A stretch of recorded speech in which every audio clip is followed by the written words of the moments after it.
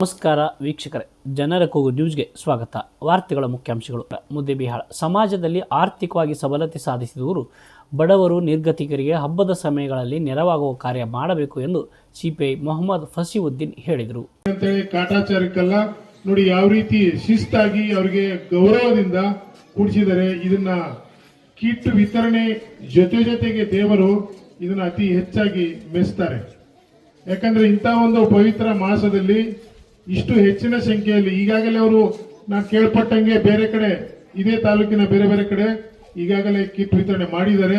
ಇದು ಅತಿ ಹೆಚ್ಚಿನ ಸಂಖ್ಯೆಯಲ್ಲಿ ಕಿಟ್ ವಿತರಣೆ ಮಾಡ್ತಾ ಇದ್ದಾರೆ. ಅದೇ ರೀತಿ ಬಂದಂತಹ ಕಿಟ್ ಪಡೆಯಲು ಬಂದಂತಹ ಜನರಿಗೂ ಮಹಿಳೆಯರಿಗೂ ಸಹ ಅತಿ ಗೌರವದಿಂದ ಕೂಡಿಸಿ ಇದನ್ನ ವಿತರಣೆ ಮಾಡೋ ಒಂದು ಪದ್ಧತಿ ಇದೆಯಲ್ಲ, ಇದು ತುಂಬಾ ಮೆಚ್ಚತಕ್ಕಂಥದ್ದು. ಈ ರೀತಿಯ ಒಂದು ಕಾರ್ಯಕ್ರಮಗಳನ್ನ ಅನೇಕ ಜನ ಅಂದ್ರೆ ಆರ್ಥಿಕವಾಗಿ ಸಬಲರಾದಂಥವರು ಮಾಡ್ತಾ ಇದ್ರೆ ಈ ಸಮಾಜದಲ್ಲಿ ಒಂದು ಎಲ್ಲರೂ ಸಹ ಎಲ್ಲಾ ಹಬ್ಬಗಳನ್ನ ಸಂತೋಷದಿಂದ ಆಚರಣೆ ಮಾಡಲಿಕ್ಕೆ ಒಂದು ಅವಕಾಶ ಮಾಡಿಕೊಟ್ಟಂಗಾಗುತ್ತೆ. ಆ ನಿಟ್ಟಿನಲ್ಲಿ ಅಯ್ಯೂಬ್ ಮನಿಯಾರ್ ಅವರು ಮಾಡಿದಂತಹ ಕಾರ್ಯ ಎಲ್ಲರೂ ಮೆಚ್ಚತಕ್ಕಂಥದ್ದೇ. ಹಾಗೆ ಈ ರೋಜಾ ಸಂದರ್ಭದಲ್ಲಿ ಸತತ ಅಭ್ಯಾಸ, ನಮಾಜ್ ಮತ್ತು ನಮ್ಮ ಇಂದ್ರಿಯಗಳನ್ನ ನಿಯಂತ್ರಣದಲ್ಲಿಟ್ಟುಕೊಂಡಾಗ ಮಾತ್ರ ರೋಜಾಗೆ ಒಂದು ಅರ್ಥ ಇದೆ ಅಂತ ನಾನು ಹೇಳಬಯಸ್ತೇನೆ.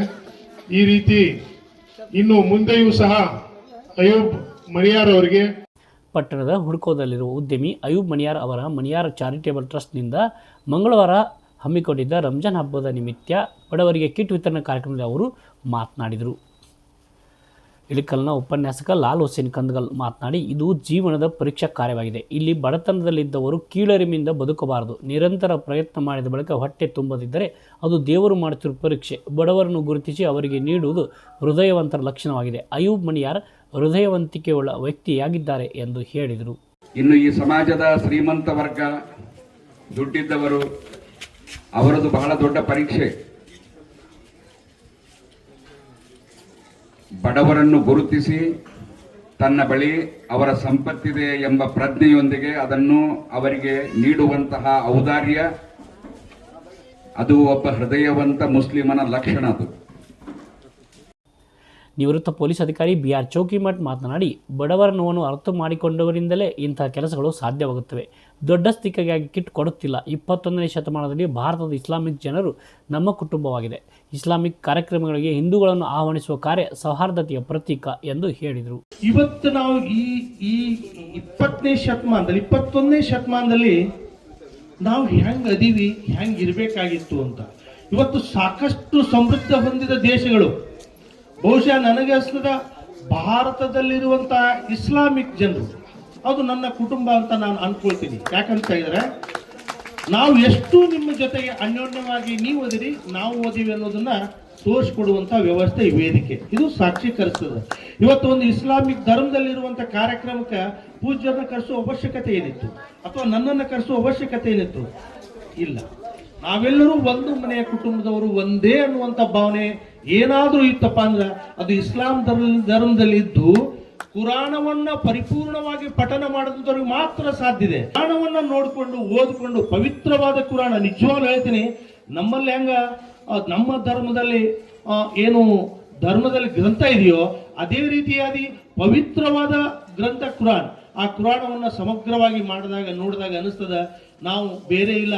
ಯಾವ ಧರ್ಮದಲ್ಲಿ ಮತ್ತೊಬ್ಬರನ್ನ ಕೊಲೆ ಮಾಡ್ರಿ ಬದುಕ್ರಿ, ಮತ್ತೊಬ್ಬರು ಯುದ್ಧ ಮಾಡಿ ಮತ್ತೊಂದು ದೇಶವನ್ನಿರುವಂತಹ ಮುಂದನ್ನ ಕೊಂದು ನಾವು ಪ್ರಭುತ್ವವನ್ನ ಸಾಧಿಸ್ಬೇಕಂತ ಯಾವ ಧರ್ಮದಲ್ಲಿ ಹೇಳಿಲ್ಲ. ಕ್ರಿಶ್ಚಿಯನ್ದಲ್ಲಿ ಹೇಳಿದಾರ, ಅಮೆರಿಕದವ್ರು ಹೇಳಿದಾರ, ಅಥವಾ ಇಸ್ರೇಲ್ದವ್ರು ಹೇಳಿದಾರ, ಅಥವಾ ಇರಾನ್ದವ್ರು ಹೇಳಿದಾರ? ಇಲ್ಲ. ನಮ್ಮ ಸ್ವಾರ್ಥಕ್ಕಾಗಿ ನಮ್ಮ ವೈಯಕ್ತಿಕ ಸ್ವಾರ್ಥ, ನಾನು ಹಿಂಗ್ ಬದುಕಬೇಕು, ಇಡೀ ಪ್ರಪಂಚದ ಅಧಿಪತಿ ಆಗ್ಬೇಕಂತ ಹೊಂಟಾಗ ದೇವರು ಅಲ್ಲಾನು ನೋಡ್ತಾನೆ, ಪರಮಾತ್ಮ ನೋಡ್ತಾನೆ, ಒಂದು ಸಮತೋಲನ ತಗೊಂಡ್ ಬರ್ತಾನೆ. ಯಾರಿಗೆ ಅಹಂಕಾರ ಬರ್ತದೋ, ಯಾರಿಗೆ ಅಳುವು ಬರ್ತದೋ, ಯಾರಿಗೆ ಅಹಂಕಾರ ಬರ್ತದ ಅವ್ರು ಅಳು ಬರ್ತದ, ಕೊನೆ ಬರ್ತದ ಅನ್ನೋದಕ್ಕೆ ಈ ಯುದ್ಧಗಳೇ ಸಾಕ್ಷಿ ಅಂತ ಸ್ಪಷ್ಟವಾಗಿ ಹೇಳ್ಬೋದು. ಯಾಕೆ ಹೇಳ್ತೀನಿ ಅಂತ ಹೇಳಿದ್ರೆ ತಮ್ಮ ದೇಶದ ತಮ್ಮ ವೈಯಕ್ತಿಕ ದೇಶದ ಸ್ವಾರ್ಥಕ್ಕಾಗಿ ಇವತ್ತ ಜನರನ್ನು ಬಲಿ ಕೊಡ್ತಾರಲ್ಲ, ದೇವರು ಆ ಅಲ್ಲ ಎಂದರೆ ಅವ್ರನ್ನ ಕ್ಷಮಿಸ್ತಾನೆ. ಹೇಳ್ರಿ, ಇವತ್ತು ಭಾರತ ದೇಶದಲ್ಲಿರುವಂತಹ ಇಸ್ಲಾಮಿಕ್ ಜನರು ಇವತ್ತು ನಾವೆಲ್ಲರೂ ಬಾಯಿ ಕಾಕಾ ಮಾಮ ಅಂತ ನಮ್ಮ ಊರಲ್ಲಿ ಬದಾಮಿಯಲ್ಲಿ ನಾವು ಎಲ್ಲರೂ ನಮ್ಮ ಮನೆ ಮಕ್ಕಳಿದವ್ರಿಗೆ ನಾವು ಕಾಕ ಮಾಮ ಚಿಕ್ಕಮ್ಮ ಅಲ್ಲಾರ್ದ ಮಾತಾಡ್ತಿದ್ದಿಲ್ಲ. ಇವತ್ತು ನಾವು ನೋಡ್ಬೇಕಾಗಿತ್ತಪ್ಪ ಬಂದ ಕೂಡ ಯಾವ ವಿಚಾರ ಮಾಡ್ತೀವಿ, ಹೆಂಗ್ ನೋಡ್ತೀವಿ, ಇದೆಲ್ಲ ರಾಜಕೀಯವಾಗಿ ಆದಂತ ದುರ್ವ್ಯವಸ್ಥೆ ಅಂತ ನಾನು ಹೇಳ್ತಾ ಇದ್ದೀನಿ. ಬೇಕಾದಂತ ರಾಜಕೀಯ ವ್ಯಕ್ತಿಗಳಲ್ಲಿ ಯಾರೇ ಇರಲಿ, ಇವತ್ತೇನಾದ್ರೂ ಹಿಂದೆ ಬ್ರಿಟಿಷರು ನಮ್ಮನ್ನೇನು ಒಡೆದು ಆಳಿ ಹೋದ್ರು, ಅದರ ಪಳಿವಳಿಕೆಯ ಮುಖಾಂತರ ಇವತ್ತನ್ನ ಜಾತಿಯನ್ನು ಹೊಡೆದು ಜಾತಿಯ ಮುಖಾಂತರ ನಮ್ಮ ರಾಜಕೀಯ ಬದುಕನ್ನು ತೋರಿಸಿಕೊಳ್ಳುವಂತ ವ್ಯಕ್ತಿಗಳು ಯಾರೋ ಅದಾರಪ್ಪ ಅಂದ್ರೆ ಭಾರತದಲ್ಲಿ ರಾಜಕೀಯ ವ್ಯಕ್ತಿಗಳು. ಅದಕ್ಕೆ ಬಿಟ್ಟು ಬಿಡೋಣ, ನಾವು ರಾಜಕೀಯ ವ್ಯಕ್ತಿ ತಮ್ಮ ಬದುಕಿಗೆ ತಮ್ಮ ಎಕ್ಸಿಸ್ಟೆನ್ಸ್ಗೆ ಅವರು ಹೋರಾಡ್ಲಿ ಮಾಡ್ಲಿ.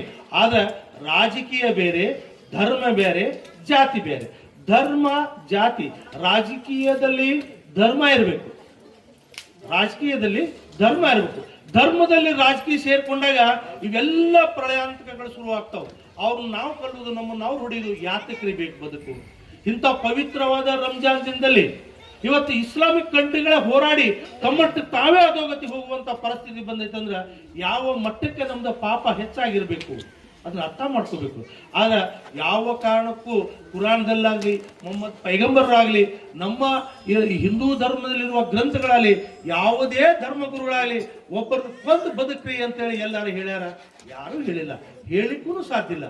ಅದಕ್ಕೆ ನನಗೆ ಖುಷಿ ಅನಿಸ್ತದಪ್ಪ ಅಂದ್ರೆ, ಅಯ್ಯೂಬ ಇವತ್ತೇನ್ ಮಾಡ್ಯಾನಲ್ಲ, ಧರ್ಮದ ಹೆಸರಿನಲ್ಲಿ ಜಾತಿ ಇಲ್ಲ, ಧರ್ಮದ ಹೆಸರಿನಲ್ಲಿ ನಮ್ಮ ಒಂದು ವರ್ಷದಲ್ಲಿ ಇರುವಂತ ಒಂದು ತಿಂಗಳ ರೋಜಾ ಹಬ್ಬ ನಮ್ಮ ಜನ ಬಡವರು ಇರ್ತಾರ, ಬಗ್ಗರು ಇರ್ತಾರ.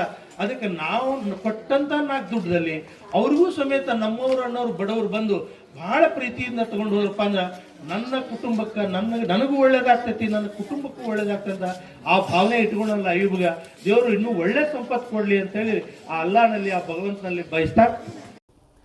ಇದೇ ವೇಳೆ ಉದ್ಯಮಿ ಹಾಗೂ ಮಣಿಯಾರ್ ಚಾರಿಟಬಲ್ ಟ್ರಸ್ಟ್ ಸಂಚಾಲಕ ಅಯೂಬ್ ಮಣಿಯಾರ್ ಮಾತನಾಡಿ, 1998ರಿಂದ ನಮ್ಮ ತಂದೆ ತಾಯಿಯ ಹೆಸರಿನಿಂದ ಕಿಟ್ ಕೊಡುತ್ತಾ ಬಂದಿದ್ದೇನೆ. ಆರಂಭದಲ್ಲಿ ತಾಲೂಕಿನಲ್ಲಿ 400 ಜನರಿಗೆ ಕಿಟ್ಗಳನ್ನು ಕೊಡುತ್ತಿದ್ದೆವು. ಈಗ ಆ ಸಂಖ್ಯೆ 2500 ಸಂಖ್ಯೆ ತಲುಪಿದೆ. ಬಡವರ ಸೇವೆಯಲ್ಲಿ ದೇವರನ್ನು ಕಾಣಬಹುದು. ಕಿಟ್ ಪಡೆದುಕೊಳ್ಳುವವರಲ್ಲಿ ನನ್ನ ಅಣ್ಣ, ತಮ್ಮ, ತಂಗಿ, ತಾಯಿ, ತಂದೆ ಅವರನ್ನು ಕಾಣುತ್ತೇನೆ. ಅವರೇ ನನ್ನನ್ನು ಭೇಟಿಯಾಗಲು ಬಂದಿದ್ದಾರೆ ಎನ್ನುವ ಭಾವನೆ ನನ್ನದು. ಅವರೇ ನನಗೆ ಆಶೀರ್ವಾದ ಮಾಡಿದಂತೆ, ಉಳಿತಾಯದಂತೆ ಜನಸೇವೆ ಮಾಡಲು ಸಾಧ್ಯವಿದೆ ಎಂದು ಹೇಳಿದರು. ನಿಮ್ಮ ಕಿಟ್ಟಿನ ಬೆಲೆ ಭಾಳ ಅಂದರೆ ನೀವು ದುಡಿಯುವಂಥದ್ದು ಒಂದು ದಿವಸ ಪಗಾರ ಆಗಿರ್ಬೋದು. ಅದಕ್ಕೆ ನಾನು ಬೆಲೆ ಕೊಡಲ್ಲ, ನೀವು ಬೆಲೆ ಕೊಡಲ್ಲ. ನಾ ತಿಳಿದಿರುವಂಥದ್ದಷ್ಟೇ, ವರ್ಷಕ್ಕೊಮ್ಮೆ ಈ ರಂಜಾನ್ ಹಬ್ಬ ಬರುತ್ತೆ. ನನಗಿಂತ ಚಿಕ್ಕವರಿದ್ದವರು ಒಬ್ಬ ಅಣ್ಣನಿಗೆ ಭೇಟಿ ಆಗಬೇಕಂತ ಬಂದಿರಬೇಕು ಅಂತ ತಿಳ್ಕೊಂಡೀನಿ. ನನಗಿಂತ ಹಿರಿಯರಿದ್ದರು ಒಬ್ಬ ತಮ್ಮಗೆ ಭೇಟಿ ಆಗ್ಬೇಕಂತ ಬಂದಾರ ಅಂತ ತಿಳ್ಕೊಂಡೀನಿ. ನನ್ನ ತಾಯಿದ್ದರು ಒಂದು ಮಗನಿಗೆ ಭೇಟಿ ಆಗ್ಬೇಕಂತ ಬಂದಾರ ತಿಳ್ಕೊಂಡು.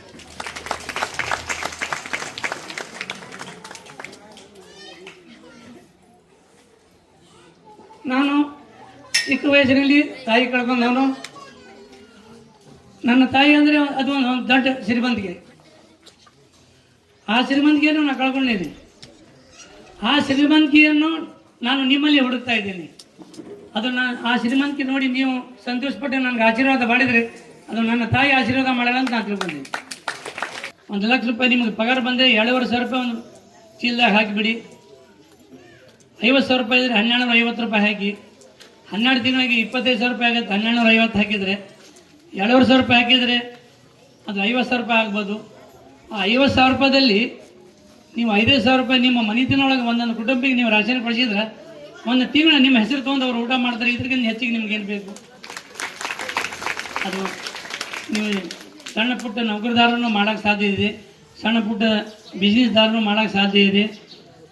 ಆಲಮೇಲದ ಜಗದೇವ ಮಲ್ಲಿಬೊಮ್ಮಯ್ಯ ಸ್ವಾಮೀಜಿ ಮಾತನಾಡಿ, ಬಡವರ ಅಂತರಂಗದಲ್ಲಿ ದೇವರನ್ನು ಕಾಣುವ ಕೆಲಸ ದೊಡ್ಡದು.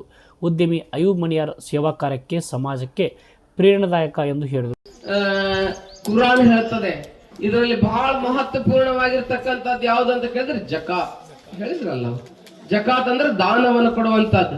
ನಿಮ್ಗೆಲ್ಲಾರು ಹೊಲ ಅದಾವಂತ ತಿಳ್ಕೊಂಡೇನಿ ನಾನು. ಹೊಲಕ್ಕೆ ಒಂದು ಬಿಟ್ಟಿರ್ತಾರೆ, ನಿಮ್ಮೆಲ್ಲಾರು ಮನಿ ಮ್ಯಾಲ ಒಂದಿರ್ತದೆ. ಏನ್ ಬಿಟ್ಟಿರ್ತೀರಿ? ಸುತ್ತಲೇ ಪನ್ನೊಳಗೆ ಬಿಟ್ಟಿರ್ತೀರಿ. ನೋಡ್ರಿ ಹೇಳಿದ್ರು, ಯಾಕಂದ್ರೆ ಮಳಿ ನೀರೆಲ್ಲ ಅಲ್ಲೇ ಬಿದ್ದು ಹೊರಗೆ ಹೋಗ್ಲಿಲ್ಲ ಅಂದ್ರೆ ಮನಿ ಸೋರಾಕತ್ತದ. ಹೌದಲ್ರಿ?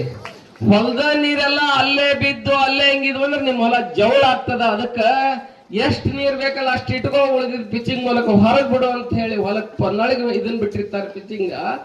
ಹಂಗ ಜೀವನದಾಗ ಮನಿಗೆ ಯಾಕೆ ಪನ್ನೊಳಗೆ ಬಿಟ್ಟಿರ್ತಾರ ಅಂತ ಕೇಳಿದ್ರೆ ಎಲ್ಲಾ ನೀರ್ ಇಳುದು ಅಂತ ಕೇಳಿದ್ರೆ ನಿನ್ನ ಮನಿ ಸೋರ್ತದೋ ಇರಾಕ್ ಆಗಂಗಿಲ್ಲ, ಅದಕ್ಕೆ ಪನ್ನೊಳಗೆ ಇಡ್ರಿ ಅಂತ ಹೇಳಿ ಪನ್ನೊಳಗೆ ಇಟ್ರ ಹಂಗ ಜೀವನ ಅನ್ನೋ ಮನಿಗೂ ಕೂಡ ದಾನ ಅನ್ನೋ ಪನ್ನೊಳಗೆ ಬಿಟ್ಕೋಬೇಕು, ದಾನ ಅನ್ನೋ ಪಿಚ್ಚಿಂಗ್ ಕಟ್ಕೋಬೇಕು.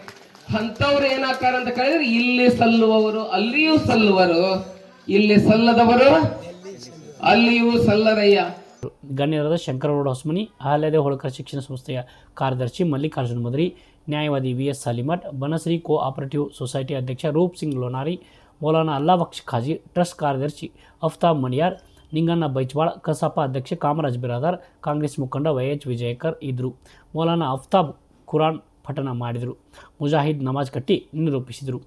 ಸೌಹಾರ್ದತೆ ಮೆರೆದ ಮಣಿಯಾರ್ 600 ಬಡವರಿಗೆ ಕಿಟ್ ವಿತರಣೆ. ಮುದ್ದೇಬಿಹಾಳ ಪಟ್ಟಣದ ವಿವಿಧ ಬಡಾವಣೆಗಳಿಂದ ಆಗಮಿಸಿದ ಬಡ ಮುಸ್ಲಿಂ ಜನಾಂಗದವರಷ್ಟೇ ಅಲ್ಲದೆ ಇತರ ಧರ್ಮೀಯರಿಗೂ ಸುಮಾರು 600 ಜನರಿಗೆ ರಂಜಾನ್ ಹಬ್ಬದ ಕಿಟ್ಗಳನ್ನು ಉದ್ಯಮಿ ಅಯೂಬ್ ಮಣಿಯಾರ್ ಅವರು ವಿತರಿಸುವ ಮೂಲಕ ಹಿಂದೂ ಮುಸ್ಲಿಂ ಬಾಂಧವರನ್ನು ಸರಿ ಸಮಾನವಾಗಿ ಕಂಡು ಸೌಹಾರ್ದತೆ ಮೆರೆದರು. ಇನ್ನಷ್ಟು ಸುದ್ದಿಗಾಗಿ ನೋಡ್ತಾ ಇರಿ ಜನರ ಕೂಗು ಯೂಟ್ಯೂಬ್ ಚಾನಲ್. ಇದು ನಿಮ್ಮದೇ ಧ್ವನಿ. ಸಬ್ಸ್ಕ್ರೈಬ್ ಮಾಡಲು ಮರೆಯಬೇಡಿ.